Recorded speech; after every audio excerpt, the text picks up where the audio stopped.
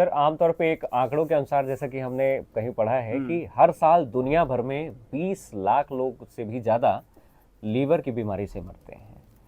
तो कहीं ना कहीं एक ये घातक बीमारी भी है, क्या इसे ठीक करना संभव है या कैसे इसका उपचार किया जाए? आमतौर पे सर एक धारणा लोगों के दिमाग में यह आती है कि ज़्यादा वाइन का सेवन या अल्कोहल का सेवन करते हैं तो उनका लीवर खराब हो जाता है, या फिर लोगों की मानसिकताएं ये भी है कि यार अगर हम वाइन का सेवन नहीं करते हैं तो हमारा लीवर एकदम स्वस्थ है। तो सामान्यतः इसके कौन कौन से ऐसे लक्षण हैं जिससे उसको जानकारी लग जाए बहुत कि अच्छा प्रश्न लीवर हमारा अनबैलेंस्ड हो रहा है? अच्छा सर, अल्कोहलिक में जैसे जो व्यक्ति अल्कोहल का ज़्यादा सेवन करता है तो क्या चीज़ जो है इफेक्ट करती होगी लीवर को? लेकिन सर जिस प्रकार से अगर किसी को लीवर से संबंधित बीमारी है तो क्या उसे ज़्यादा वर्कआउट करना चाहिए या सिर्फ व्यायाम करना चाहिए? नमस्कार दोस्तों, आप सभी का एकेएस रेडियो के इस पॉडकास्ट में बहुत बहुत स्वागत है। मैं हूं आरजे संजय गुप्ता। दोस्तों, हर वर्ष 19 अप्रैल को लीवर डे मनाया जाता है और हमारे शरीर का एक ऐसा अहम हिस्सा है, एक ऐसा अहम अंग है जिसका स्वस्थ होना बहुत ज़रूरी है। और कौन कौन सी बीमारियां हैं जो लीवर से संबंधित हो सकती हैं और कौन कौन से ऐसे उपाय हैं जो लीवर को स्वस्थ रखने के लिए हम कर सकते हैं, आज इस पर हम पूरी डिटेल से चर्चा करने वाले हैं। और आज हमारे स्टूडियो में हमारे साथ हैं श्री मनोज प्रजापति सर, जो कि हमारे शहर के काफ़ी प्रसिद्ध एमडी मेडिसिन और गवर्नमेंट मेडिकल कॉलेज सतना में आप असिस्टेंट प्रोफेसर हैं। बहुत सारी अचीवमेंट भी हैं सर की। सबसे पहले तो सर आपका बहुत बहुत स्वागत है। नमस्कार, thank you for invitation. Sir, liver से इंसान को कई सारी बीमारियां हो जाती हैं और 19 अप्रैल को लीवर डे मनाया जाता है ताकि लीवर से संबंधित लोगों में जागरूकता फैले। तो लीवर को स्वस्थ रखने के लिए कौन कौन से ऐसे जो उपाय हैं सर करने चाहिए, और लीवर की कौन कौन सी ऐसी बीमारियां हैं जो इंसान प्रभावित हो जाते हैं उससे? जैसा कि आपको पता है, आपको जानकारी होगी, आपने काफ़ी रिसर्च कर रखी है। इस बार का थीम भी है भोजन ही दवा है जी। तो सबसे पहले भोजन ही दवा है, तो बहुत इसी से सारा कुछ स्पष्ट हो जाता है कि लीवर को सुरक्षित रखने के लिए सर्वप्रथम चीज़ तो भोजन है। भोजन में सम्मिलित है जैसे कि आप सैचुरेटेड फैट बहुत लेते हैं, ऑयली मटेरियल्स, आप बहुत फास्ट फूड देख लें, पिज़्ज़ा, बर्गर, सब में सैचुरेटेड फैट रहता है जो कि लीवर के लिए सबसे ज़्यादा हानिकारक है। ऐसा फैट, सैचुरेटेड फैट से मेरा आशय है ऐसा फैट जो कि सामान्य कम ताप पर या सामान्य ताप पर जम जाता है जी। ऐसे फैट सैचुरेटेड फैट कहलाते हैं। वही बॉडी में भी जाते हैं तो नुकसान के तौर पे काम करते हैं, जो कि एक बीमारी लीवर को कराते हैं जिसे फैटी लिवर डिसीज़ बोलते हैं। ठीक है, फैटी लिवर डिसीज़ एक लीवर खराबी की सबसे प्रारंभिक स्टेज होती है जहाँ से इसे पकड़ा जा सकता है। जो कि आप या तो लीवर फंक्शन टेस्ट, एक सामान्य ब्लड टेस्ट होता है लीवर फंक्शन टेस्ट, जिनके माध्यम से आप उसके एंजाइम एसजीपीटी, एसजीओटी डिटेक्ट करके पता कर सकते हैं। और दूसरा आप सोनोग्राफी के माध्यम से करा सकते हैं, तो उसमें ग्रेडिंग के तौर पे आपको दिख जाता है liver, fatty liver grade 1, grade 2, grade 3। Sir आमतौर पे अगर इंसान को किसी भी प्रकार के वो जांच नहीं करवा रहे हैं तो सामान्यतः इसके कौन कौन से ऐसे लक्षण हैं जिससे उसको जानकारी लग जाए कि अच्छा प्रश्न, लीवर हमारा अनबैलेंस्ड हो रहा है? बहुत अच्छा प्रश्न आपका ये। सबसे अच्छा इस बारे में ये है कि लीवर खराबी का जो सबसे मुख्य और सबसे पहला लक्षण है वो है बहुत ज़्यादा थकान। थकान, एक्सेसिव टायर्डनेस, कमजोरी, छोटे छोटे रूटीन वर्क में भी आपको प्रॉब्लम होने लगना, सबसे पहला लक्षण। दूसरा जो उसके साथ आना स्टार्ट होता है वो है पीलिया, भोजन भूख न लगना और आँखों और पेशाब के रंग में पीलापन आ जाना, जो कि आप दूसरी स्टेज में पहचान सकते हैं। क्योंकि आपको थकान लग रही है, थोड़ा पीलिया आना स्टार्ट हो रहा है, भूख नहीं लग रही है, तो आप रुख करते हैं डॉक्टर्स के पास। तो आप जब डॉक्टर्स के पास रुख करते हैं तो इसी सिम्टम्स के आधार पे वो आपका सबसे पहला ब्लड टेस्ट एलएफटी कराता है, जो आपकी लीवर की समस्याओं के बारे में पहला मार्कर होता है। जैसे मैंने बताया, एसजीपीटी और एसजीओटी नाम का एक फैक्टर होता है जो ब्लड में बढ़ जाता है, जो प्रारंभिक तौर पे इसे पता कर सकते हैं। और लक्षणों के तौर पे आप थकान, कमजोरी और पीलिया के माध्यम से पता कर सकते हैं। दर्शक हमारे सर ये भी जानना चाहेंगे कि लीवर किस प्रकार से वर्क करता है या लीवर किस कार्य के लिए है शरीर में? देखिए, लीवर हमारे शरीर का बहुत मुख्य अंग है और लीवर के बारे में तो एक किंवदंती भी विदित है कि लीवर एक राक्षस हुआ करता था, रक्त बीज, जो थोड़ा सा रक्त गिर जाता था तो नया राक्षस बन जाता था। उसी प्रकार लीवर है। लीवर हमारा आखिरी समय तक लड़ता है उसका छोटा सा हिस्सा भी, सिग्निफिकेंट हिस्सा ना भी हो, जी, छोटा हिस्सा भी अगर आप किसी को बचा हुआ है, पूरा आधे से ज़्यादा लीवर खराब हो गया, छोटा सा बचा हुआ, तो वो भी रीजनरेट होकर नया लीवर बना देता है। ओ, इसलिए लीवर ट्रांसप्लांट का कंसेप्ट भी है इसमें शामिल है कि पूरा लीवर अपन किसी का डोनेट नहीं करते। कोई किसी को लीवर डोनेट कर रहा है तो पूरा लीवर तो नहीं डोनेट होता। अच्छा, किडनी पूरी डोनेट होती है, जी हाँ, बिल्कुल, हार्ट पूरा डोनेट होता, पर लीवर के बारे में एक जिंदा आदमी से आप लीवर ले सकते हैं, वो भी एक छोटे टुकड़े के रूप में, क्योंकि वो छोटा टुकड़ा रीजनरेट होके बड़ा टुकड़ा, एकमात्र ऑर्गन है ये जो रीजनरेशन का पावर इसमें है। ये तो बिल्कुल सर आपने बहुत ही अच्छी बात बताई। ये तो जानकारी हमें भी नहीं थी कि लीवर जो ट्रांसप्लांट होता है पूरा लीवर नहीं होता, एक छोटे से हिस्से से भी वो अपने आप को रिकवरी कर लेता है। इसलिए ये एकमात्र एक ऐसा हिस्सा है जी, जो जीवित व्यक्ति अपने लीवर का हिस्सा दे के दूसरे व्यक्ति को बचा सकता है। जो लीवर जिसका लीवर लेते हैं उसे भी कुछ समस्याएं होती होंगी सर इसकी वजह से? ऑपरेटिव संबंधी समस्याएं हैं, पर ऐसा ज्यादा कुछ समस्याएं नहीं रहती हैं, क्योंकि वो जिसका हिस्सा गया है वो रीजनरेट होकर वो नॉर्मल हो जाएगा। जी, अच्छा सर, आमतौर पे सर एक धारणा लोगों के दिमाग में आती है कि ज्यादा वाइन का सेवन या अल्कोहल का सेवन करते हैं तो उनका लीवर खराब हो जाता है, या फिर लोगों की मानसिकताएं ये भी है कि यार अगर हम वाइन का सेवन नहीं करते हैं तो हमारा लीवर एकदम स्वस्थ है। इस बारे में आप क्या कहना चाहेंगे सर?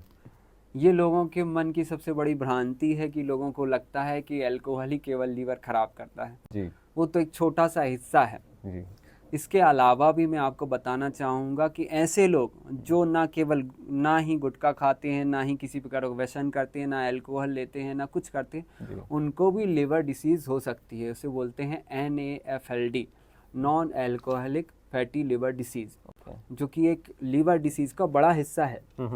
ऐसे लोगों को लीवर डिसीज़ होने का एक मुख्य कारण है उनकी दिनचर्या, ओबेसिटी, मोटापा, शुगर की बीमारी, अनियमित दिनचर्या, नित्य व्यायाम ना होना, ऐसी चीज़ें भी आपको लिवर डिसीज़ करा सकती हैं। तो आपका ये लोगों का जो भ्रम है कि अल्कोहल ही लिवर डिसीज़ कराता है, उसके अलावा भी लिवर डिसीज़ के बहुत सारे कारण हैं, जैसे एक NAFLD बताया, दूसरे viruses, hepatitis B virus, C virus, D virus, ये भी लिवर को बहुत डैमेज कर देते हैं। इसके अलावा कुछ टॉक्सिन्स भी हवा में होते हैं, या कुछ दवाइयाँ भी होती हैं जो कि लिवर को डैमेज कर सकती है। इसके अलावा कुछ बचपन से जनित रोग भी हैं जो लिवर डिसीज़ करा सकते हैं। जेनेटिकल डिसऑर्डर भी हैं जो कि लिवर डिसीज़ करा सकते हैं। उसमें छोटे बच्चे की कोई गलती नहीं, पर बड़े में पता चलता है कि उसका लिवर डैमेज है। ओके सर, आमतौर पे एक आंकड़ों के अनुसार जैसा कि हमने कहीं पढ़ा है कि हर साल दुनिया भर में 20 लाख लोग से भी ज़्यादा लीवर की बीमारी से मरते हैं।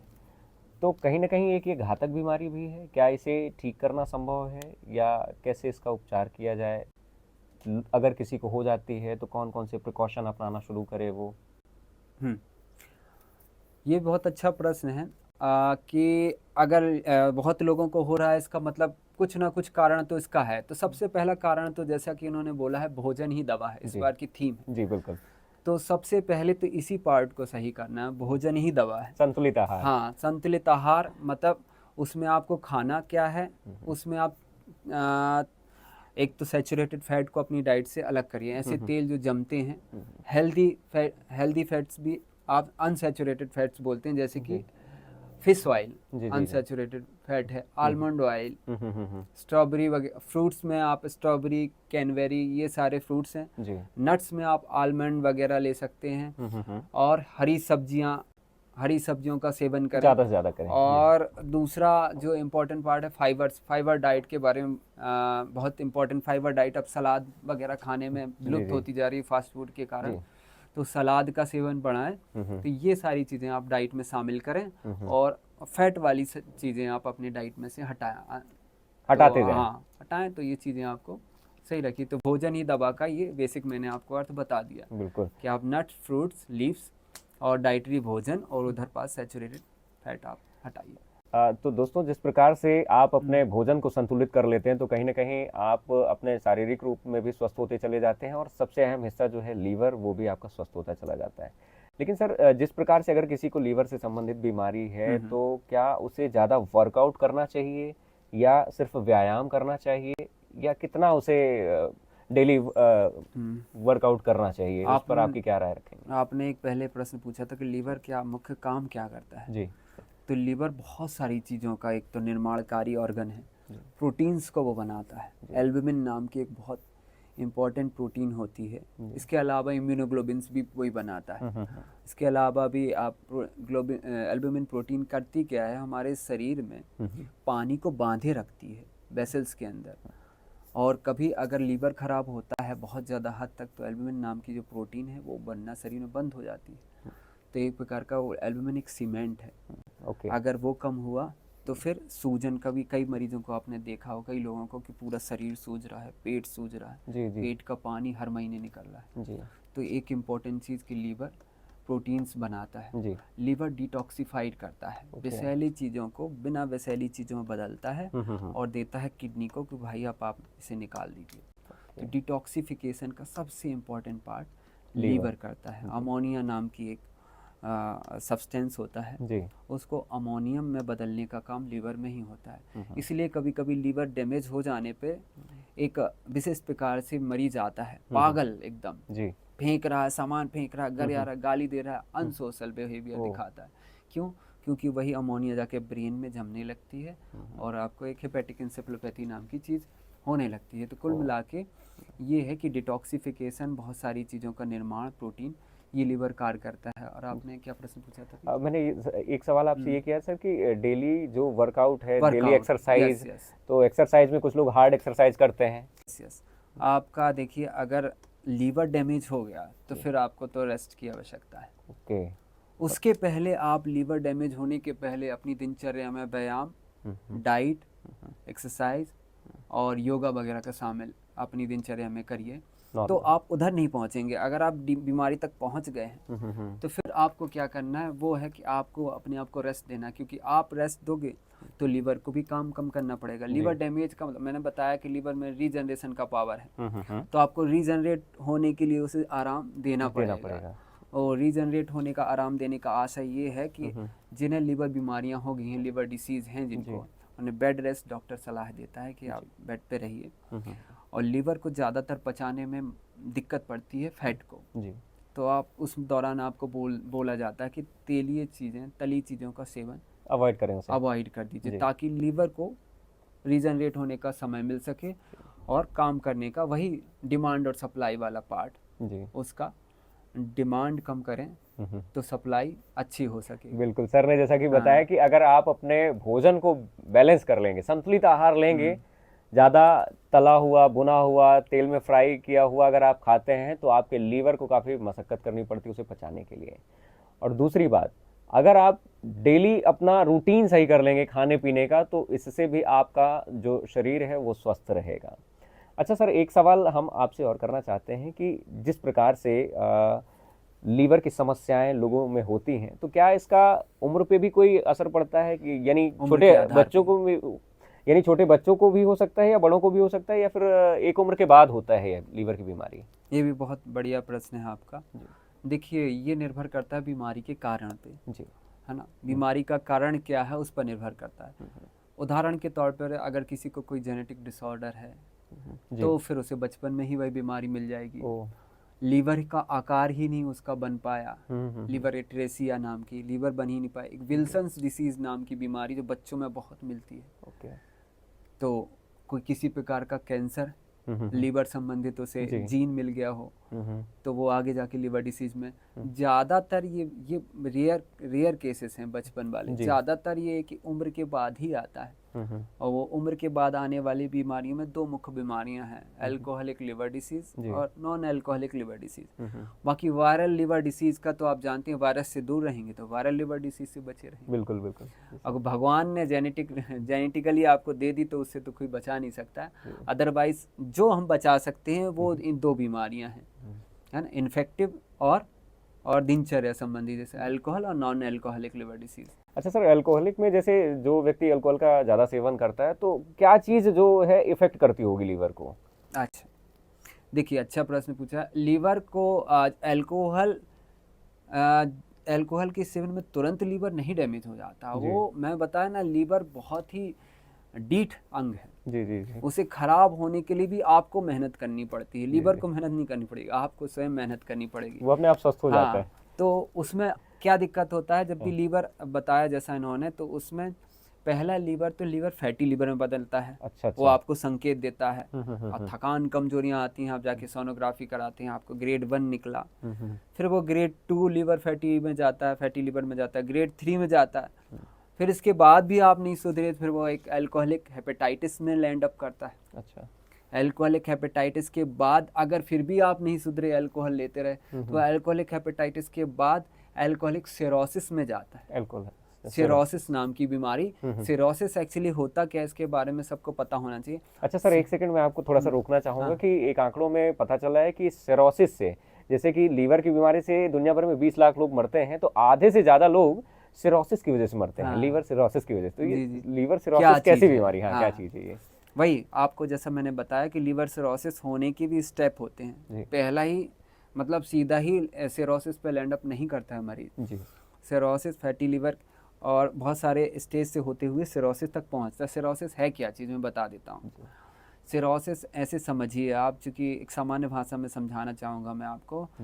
सिरोसिस मतलब आपका एक आलू की सतह है नॉर्मल, या एक बैगन की सतह है, ये नॉर्मल लीवर है।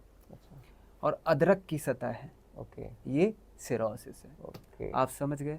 लीवर हमारा एक चिकना ऑर्गन है, एक कोई भी उसमें गांठ या रेशेदार पार्ट नहीं होता। जब सिरोसिस डेवलप होता है तो लीवर में अंदर गांठें बन जाती हैं, जैसे अदरक में होती है ना, गांठदार हो जाता है। गांठदार के साथ रेशेदार हो जाता है। तो मांस वाला पार्ट रेशेदार और गांठदार हो जाना लीवर सिरोसिस कहलाता है, जो कि लीवर का एंड स्टेज है। इसके बाद आप लीवर को सामान्य अवस्था में नहीं ला सकते हैं। आप फैटी लीवर से लीवर को सामान्य अवस्था में ला सकते हैं, आप हेपेटाइटिस से आप लीवर को सामान्य अवस्था में ला सकते हैं। फिर cirrhosis is a terminal stage, यानी अगर वो गांठदार और रेशेदार हो गया आप, तो उसमें कुछ बचा ही नहीं, मतलब वो आखिरी सिरोसिस। और सिरोसिस ज़्यादातर फिर जाके कैंसर, हेपेटोसेलुलर कैंसर में बदल जाता है। या तो सिरोसिस के कारण ही डेथ लोगों की हो जाती है, नहीं तो कभी कभी ये कैंसर में भी बदल जाता है। अच्छा सर, सिरोसिस के टाइम पे ही क्या लीवर का ट्रांसप्लांट हो सकता है उस टाइम पे? सिरोसिस ही तो है, हम बताया जैसा मैंने कि हेपेटाइटिस और फैटी लीवर तक तो आप मेडिकेशन से उसे रिवर्ट करने का प्रयास करते रहते हैं। जी। सिरोसिस ही मतलब टर्मिनल स्टेज, चीज को टर्मिनल स्टेज में ही बदला जाता है। तो सिरोसिस ही वो कंडीशन है जिसमें आप लिवर ट्रांसप्लांट का सोचते हैं, क्योंकि उसके बाद तो आपको मेडिकेशन पर डिपेंड रहना पड़ता है और सुधार की संभावनाएं नील। तो दोस्तों, अगर आपको स्वस्थ रहना है तो आपको अपने लीवर का भी ख्याल रखना पड़ेगा, और इसके लिए कौन कौन सी ऐसी बातें हैं, कौन कौन सी ऐसी जानकारियां हैं, आज हमने इस पॉडकास्ट में आप तक पहुंचाई है। क्योंकि लीवर डे जो कि हर वर्ष 19 अप्रैल को मनाया जाता है, और आज हमारे साथ, जैसा कि मैं पहले भी परिचय दे चुका हूं, श्री मनोज प्रजापति सर हैं, MD medicine, government medical college Satna में आप असिस्टेंट प्रोफेसर हैं। इसी के साथ सर आपका बहुत बहुत शुक्रिया, बहुत बहुत धन्यवाद, आपने यह जानकारी जो है हमारे दर्शकों तक साझा की। और दर्शकों, आपका भी बहुत बहुत धन्यवाद। हमेशा स्वस्थ रहिए, अपना ख्याल रखिए, और जितना ज़्यादा हो सकता है तो लोगों के प्रति लोगों को जागरूक भी करिए कि स्वस्थ रहना कितना ज़्यादा ज़रूरी है। तो दोस्तों, इसी के साथ आप सभी लोगों का बहुत बहुत धन्यवाद। जितने भी दर्शक हैं, आप भी अपनी राय वीडियो के कमेंट में ज़रूर दें। मिलते हैं अगले वीडियो में। इसी के साथ बहुत बहुत धन्यवाद। नमस्कार। याद रखें, भोजन ही दवा है।